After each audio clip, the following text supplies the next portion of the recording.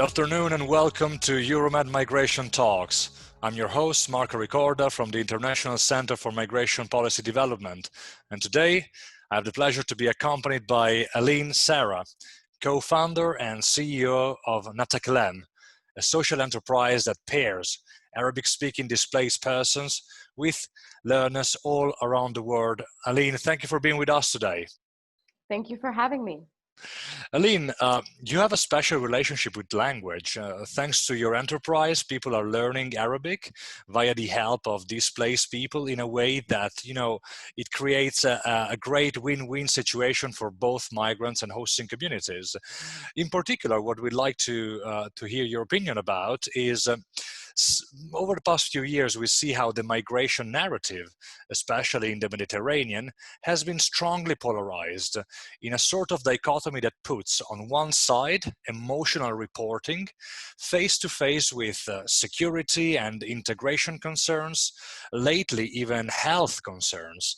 Now, in your experience, or even within the people you talked to thanks to NaTakallam, do you think that the COVID-19 pandemic has reinforced or exacerbated this polarization?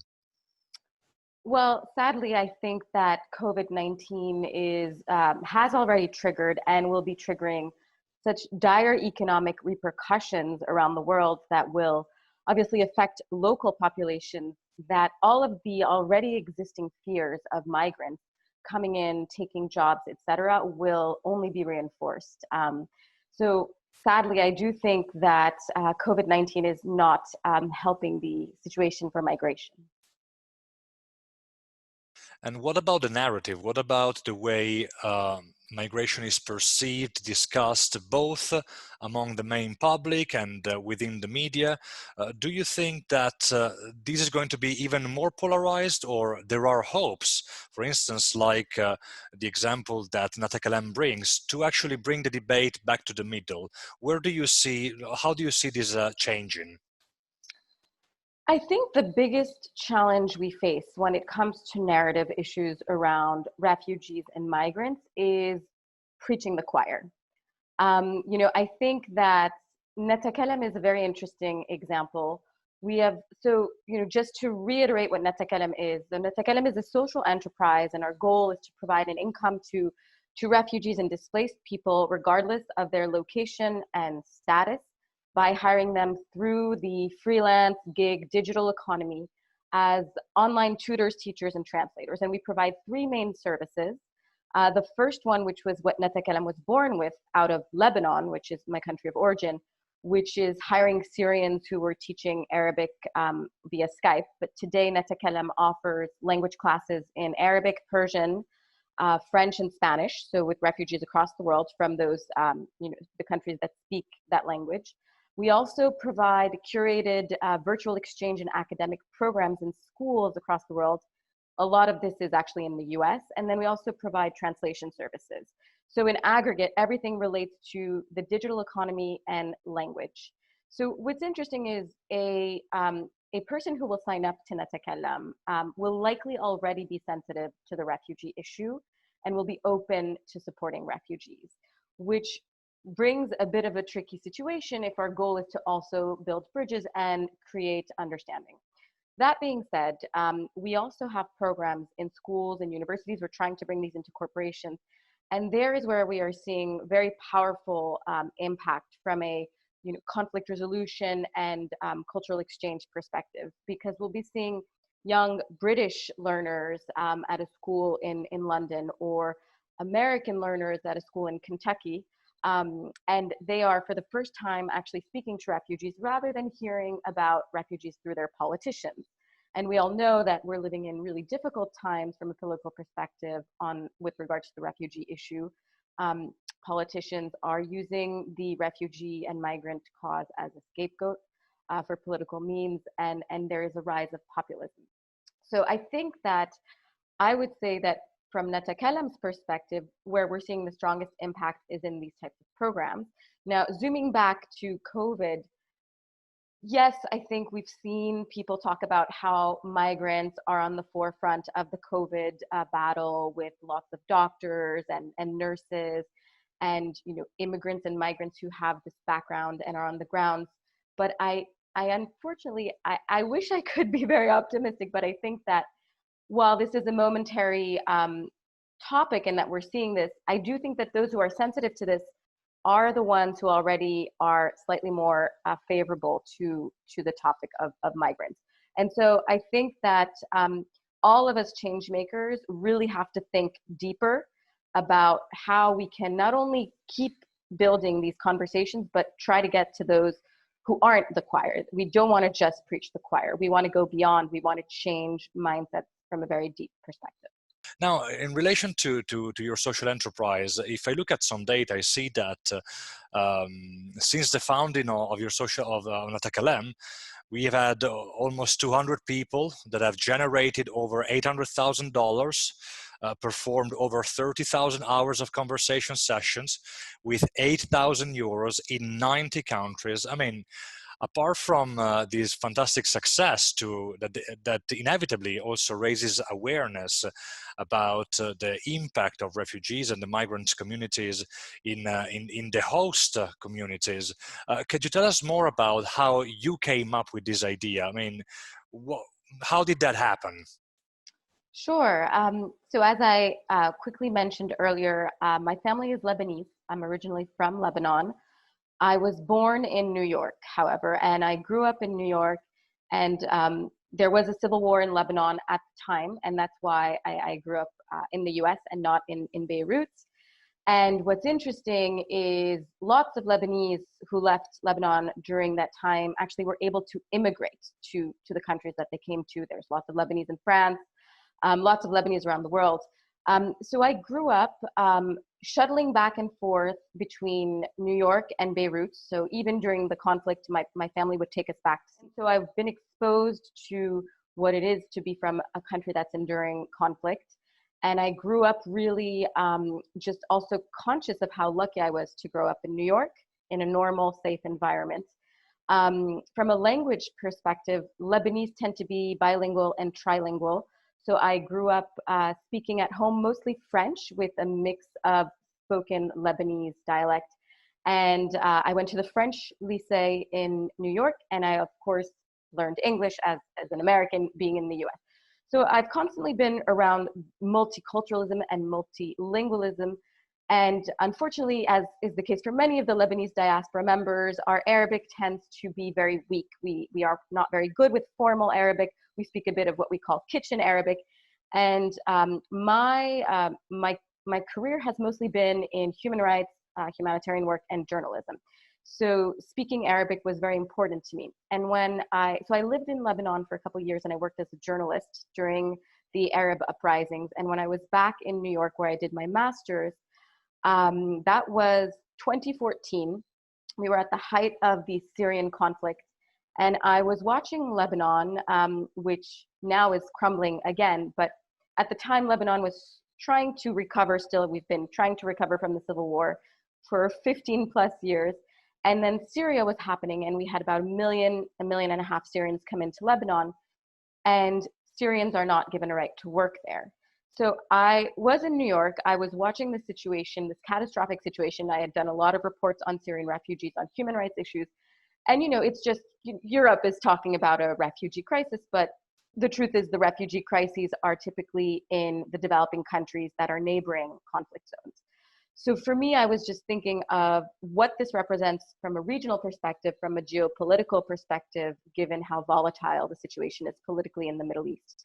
And I was just trying to tell myself, what can we do? Because Lebanese are concerned about losing their jobs, and Syrians also cannot survive if they don't have access to an income. So I was looking at the situation, and I was also looking for ways to work on my Arabic, because I was in New York and I wanted to speak with native speakers. And I have had a long history with Skype and Lebanon. I would always Skype with my grandmother. I've also myself been a tutor. I've taught both French and English. And I had an Arabic tutor when I was in Lebanon. And I believe that there's a very powerful dynamic in one-on-one tutoring, where beyond the very deep language training you also get to know your tutor, because you will tend to be more personal and talk about more personal things.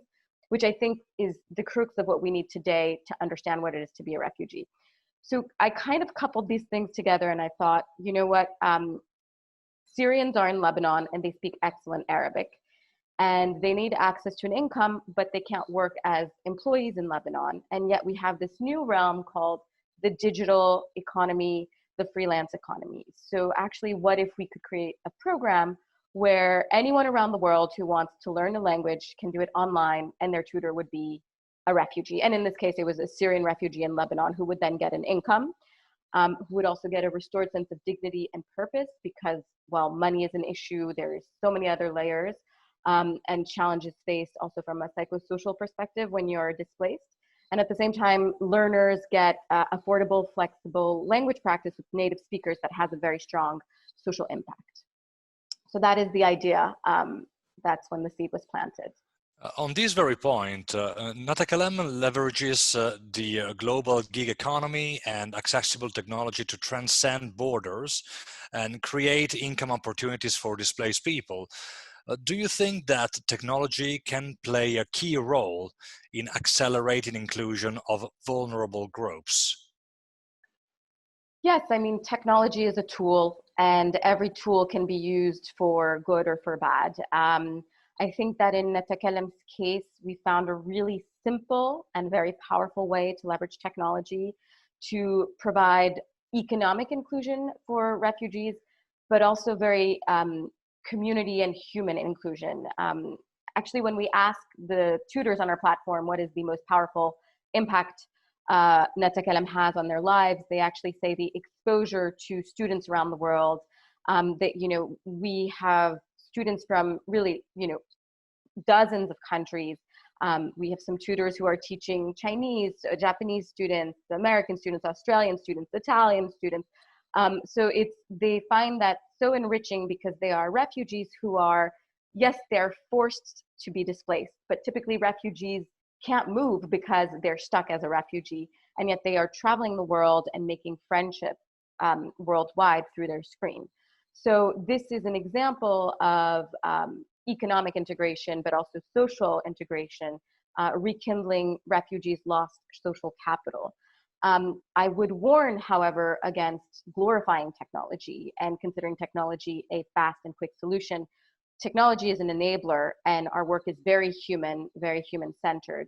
And also, technology is also one of the reasons why we're seeing such polarization through misinformation and through social media networks that can also propagate negative messages. What could be the added value of social entrepreneurship in the global discussion on migration? As you said at the beginning of your intervention, the migration narrative can be polarized, especially because of these migrants are taking our jobs narrative.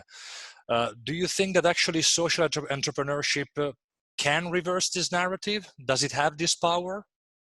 I do think social entrepreneurship today, whether it's on the refugee crisis and the migration crisis or on climate issues and all types of social issues, I think social entrepreneurship is a very interesting model that has a lot of great potential depending on how you run it and what you have access to when you're running it. I think that the most interesting, you know, dynamic when it comes to aid and humanitarian crises is that as social enterprises, because social enterprises tend to be small, we're more nimble, we're less captive of our donor requirements, right? We're less bureaucratic. We can do much more because we tend to be smaller organizations. So I think the other important distinction is that unlike aid, what we're doing at NaTakallam is really providing income opportunities, almost employment opportunities to displaced people, as opposed to giving them aid, which is not sustainable. So I think the major distinction is sustainability and also lots more nimbleness as a social enterprise. To conclude, how do you think that the private and public sectors could engage more in conversation in order to tackle the issue of migration? What are your thoughts on this? Well, I think that all sectors have things to learn from each other and to mutually benefit from each other. And when we're talking about such major challenges like migration, everyone should be coming to the table and bringing their strengths to the table so that there can be complementarity. I also think that there's a tendency to just focus on this public-private partnership dynamic, and I think we're seeing a lot of it, and I think it's great, and I think it's very important. But I would also push for much more engagement of local organizations and small organizations, because even if you're at a public-private sector organization meeting, a conference or whatnot, it tends to just be focused on the large players. And I think that's unfortunate, because large players can do a lot, but small players can also do things that the larger ones can't do. The small players have a different understanding of local dynamics, which is critical.